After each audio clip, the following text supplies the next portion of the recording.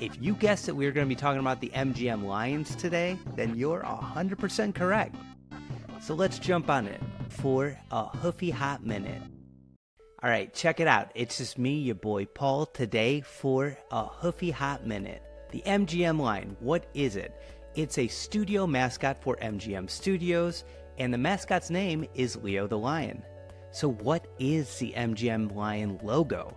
There's a circle in the center with a lion that walks on and kind of looks around and then roars. It's like, so how did they do it exactly? The lions were just brought into a studio and they had some apple boxes and they just helped guide the lion on top of it and he just roared. That's how they pulled off that wonderful lion, or the 8 wonderful lions portraying the logo roaring. And yes, I say 8 different lions because every time the technology changed and they redesigned that logo, that was their time to be like, yo, let's freshen it up with a new big cat.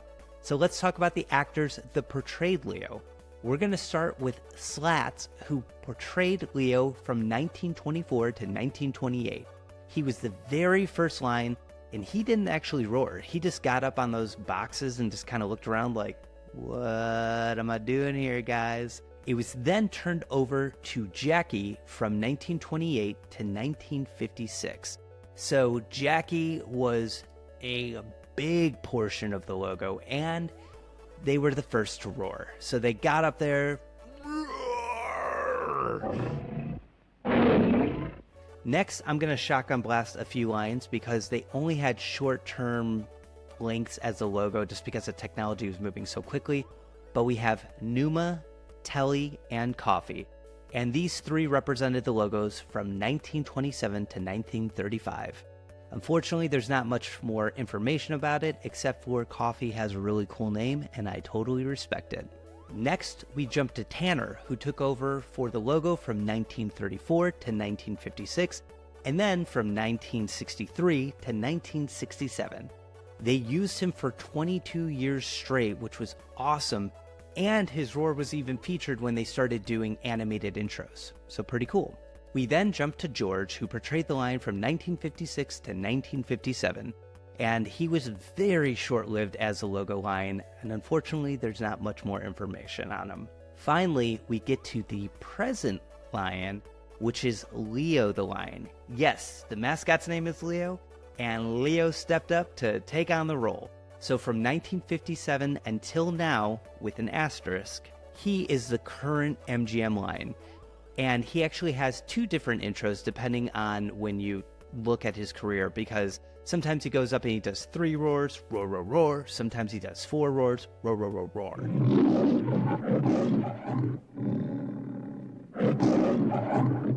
They love Leo. He's been used for 68 years straight, and it's awesome. So them keeping Leo for up to 68 years, you'd think that they didn't change anything right out of the box, right?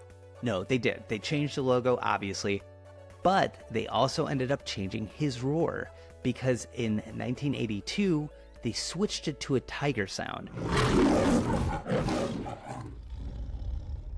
Apparently, some executive was like, lions aren't fierce enough, so they needed a stronger sounding cat. And then from the 1990s and onward, they fucked around with his roar a lot. Sometimes they enhanced it by putting multiple cats behind him. Sometimes they went back to his original roar, and they also end up changing around the footage a little bit.